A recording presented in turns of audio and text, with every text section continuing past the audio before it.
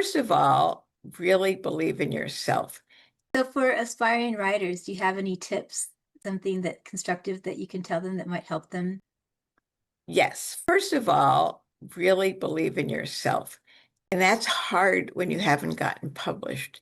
But here's a little anecdote that I can share. So my first book won the Associated Writing and Writing Programs Award in creative nonfiction back in, I think it was 1998, something like that. And okay, before that book got published, I hadn't been published, and people would say, "Oh, Sue, what do you do?" And would say, "I'm a writer." They would say, "Well, what can I read something, what have you published?" I'll say, "Well, I haven't published it." So they would think, "Well, that's weird. It must just be like a hobby." I mean, they did not take me seriously at all. And so finally, I think I stopped telling people even that I was a writer. But anyway, so then I had this manuscript that was my first book, and I sent it off to this contest. And the director of it called me one day and said, "Your book won this contest." So yay, that was great. And then I would tell people, and then everybody would be impressed. Oh, Sue's a writer. But the book, think about the book. 2 seconds before it won the contest, it was the exact same book as 2 seconds after it won the contest.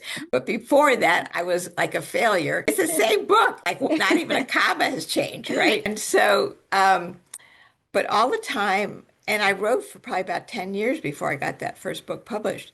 So you really have to be committed and believe in yourself and not be swayed by other people's judgment of you.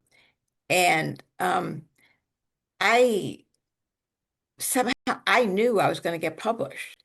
I just knew that I had to stay with it. And honestly, here's sort of three things you need if to get published. You do need some talent. You do need some luck.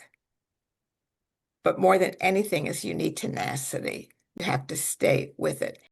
And in my experience, I mean, people with whom I went to, learned how to write at the time, I was not the best writer in graduate school, wasn't, but I was probably the most stubborn and I stayed with it and I got better and better. And now, I mean, I've published more than people who were better writers than I was way back then because they didn't stay with it. If you really want to write and you really want to be published, just keep doing it.